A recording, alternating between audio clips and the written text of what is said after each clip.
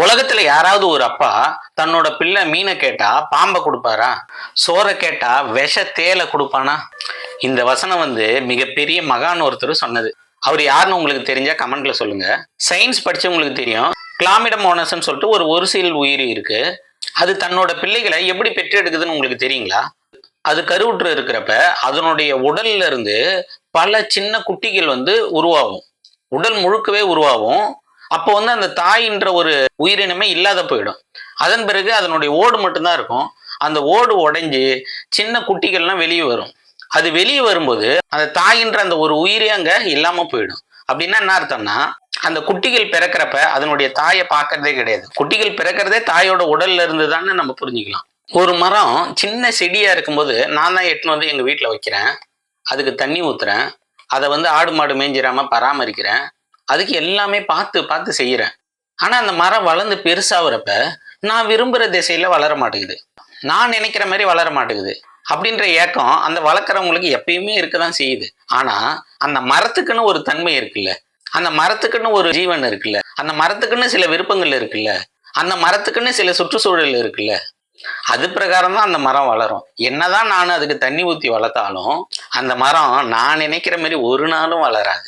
ஒரு அப்பாவுக்கு மிகப்பெரிய பொக்கிஷனா அது எது? தான் பெத்த புள்ளதாங்க. ஏன் அதை பொக்கிஷமா நினைக்கிறாங்க அப்படின்னா, ஏன்னா அது தன்னோட உயிர், தன்னோட மறு உயிர். யாராவது அவங்க உயிரை அவங்க கையாலே ஏந்த முடியுமா? முடியும். முத தான் பெத்த பிள்ளைய அவங்க கையில் ஏந்தும் போது அவங்களுக்கு இருக்கிற உணர்வு இருக்கு. கையில இருக்கிறது யாரு? தான் பிறந்ததுல இருந்து தான் உடம்புக்குள்ள இருக்கிற அதே உயிர் தான் ஒரு குழந்தையா மாறி இப்ப கையில தவழுது. தான் உயிர் தன்னை பார்த்தே சிரிக்குதுங்க. கொஞ்ச நாள் கழிச்சு விளையாடுது, பேசுது.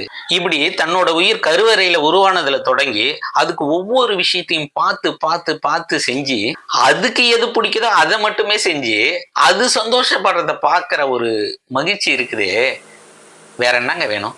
ஒரு சின்ன கதை. ஒரு நாள் ஸ்கூல்ல இருந்து வந்த தன்னோட புள்ள தான் முன்னால கண் கலங்கி நிக்கிறத அப்பா பாக்குறாரு. பார்த்து துடிச்சு போயிடுறாரு. என்னம்மா ஆச்சு அப்படின்னு கேக்குறாரு. ஸ்கூல்ல எதனா பிரச்சனையா, என்ன ஆச்சு சொல்லுமா அப்படின்னு சொல்லிட்டு கேக்குறாரு. அதெல்லாம் இல்லப்பா. அப்பா, நான் கேட்டா எது வேணா செய்வீங்களா அப்படின்னு கேக்குது அந்த புள்ள. அதுக்கு அப்பா சொல்றாரு, கண்ணு நீ என் உயிருமா, உனக்காக நான் எதை வேணாலும் செய்வேன், எதை வேணாலும் செய்வேன், எது வேணா கேளு, உனக்காக நான் எதை வேணா செய்வேன் அப்படின்னு சொல்லிட்டு சொல்றாரு. அப்பா, இன்னைக்கு ஸ்கூல்ல சயின்ஸ் டீச்சர் பாடம் எடுத்தாங்க. அப்ப சொன்னாங்க, இந்த சிகரெட் பீடியெல்லாம் பிடிக்க கூடாதான், லங்ஸ்ல கேன்சர் வருமா, அவங்களுக்கெல்லாம் ஆயுசு குறைவான், அவங்களாம் சீக்கிரமா செத்துருவாங்களாம். டீச்சர் சொன்னாங்க. அதான்ப்பா. அப்பா, நீங்க என் கூட ரொம்ப நாள் இருக்கணும்பா, எனக்காக இந்த ஸ்மோக் பண்றதை மட்டும் விட்டுருங்களேன்பா. கொஞ்சம் யோசிச்சு அப்பா சொன்னாரு, அம்மா உனக்கு முன்னாடி எனக்கு எதுவுமே பெருசு இல்லம்மா. அவர் சொல்லிட்டு இருக்கும்போதே அவர் கையில இருந்த சிகரெட்டு அவருடைய விரலை சுடுது. உடனே அதை தூக்கி வீசிட்டு சொல்றாரு, இப்பையில இருந்து நான் இனிமே ஸ்மோக் பண்ண மாட்டோமா அப்படின்னு சொல்லிடுறாரு. சிகரெட்டு பிடிச்சா உடம்புக்கு கெடுதல்னு அவருக்கு தெரியாதான்னு? அவருக்கு நல்லாவே தெரியும். ஆனா இப்ப அவர் விட்டது அவருடைய குழந்தைக்காக அந்த சிகரெட் பிடிக்கிறத விட்டாரு. இப்ப ஏற்பட்ட அன்பான புள்ள மீனை கேட்டா எந்த அப்பனாவது பாம்பை கொடுப்பானா? சோறை கேட்டா விஷ தேலை கொடுப்பானா? ஆனா செய்யறாங்களே. பொண்ணுக்கு பிடிச்ச பையனை கல்யாணம் பண்ணி வைக்கிறத விட்டுட்டு பிடிக்காத பையனை கட்டி வைக்கிறாங்களே. ஒத்துக்கலைன்னா வெட்டி போடுறாங்களே. பிடிக்காத பையனை எப்படி கட்டிக்க முடியும்? கட்டிக்கிட்டு அவங்க கூட எப்படி உறவா வாழ முடியும்? அதுக்கு அந்த பிள்ளைக்கு சாப்பிட நீ பாம்பையே கொடுத்துருக்கலாம், விஷ தேலே கொடுத்துருக்கலாம். சமைச்ச பாம்பை முழுங்கிட்டு தண்ணியை குடிச்சிட்டா உள்ள போயிடும், அது ஒண்ணும் பண்ணாது. 2 நிமிஷத்தே கஷ்டம், அவ்வளவுதான். ஆனா பிடிக்காதவனுக்கு எப்படி உடம்பையும் மனசையும் வாழ்நாள் முழுக்க கொடுக்க முடியும்? கண்ணுக்கு தெரியாத கிருமியிலிருந்து மிகப்பெரிய யானை வரைக்கும் கடவுள் ஒரு உரிமைய அது பிறக்கும் போதே கொடுத்துட்றாரு. அது என்ன உரிமைனா, தன்னோட ஜோடிய தானே தேர்ந்தெடுக்கிற உரிமை.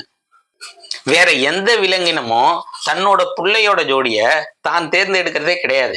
வேற எந்த நாட்டிலையும் இந்த கேவலம் கிடையாது. ஆனா நம்ம நாட்டுல மட்டும் சாதியை காப்பாற்றணுன்ற ஒரே ஒரு காரணத்துக்காக தன்னோட பிள்ளையோட ஜோடிய பெற்றோர் தேர்ந்தெடுக்கிறாங்கய்யா.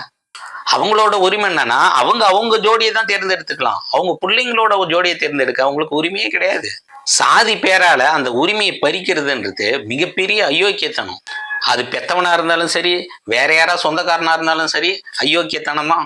அந்த பிள்ளைக்கு பிடிக்காத ஒரு பொருளையே சாப்பிட கொடுக்க விருப்பம் இல்லாதவனுக்கு பிடிக்காத ஒரு பையனை கட்டி வச்சுட்டு வாழ சொல்றியே, இது எந்த வகையில நியாயம்?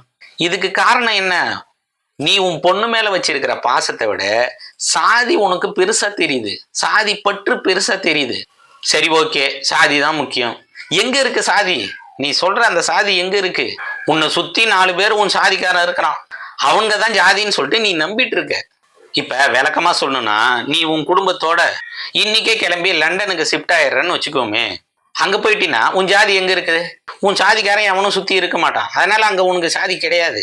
அங்க வெள்ளைக்காரன் தான் இருப்பான்.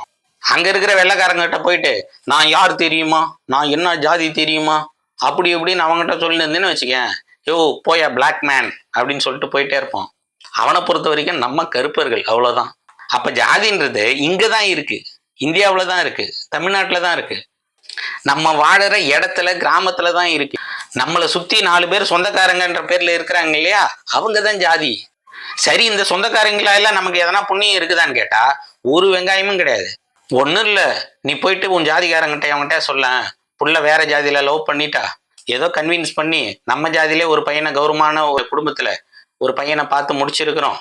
என்ன ஒன்று, பையன் வீட்டில் அதிகமாக வரதட்சணை கேட்குறாங்க, அதனால ஒரு 2 லட்சம் கடனா கூட கைமாத்தா கூட அடுத்த மாசமே திருப்பி கொடுத்துறேன் அப்படின்னு சொல்லிட்டு சும்மா போய் கேளம் உன் ஜாதிக்காரங்கிட்ட.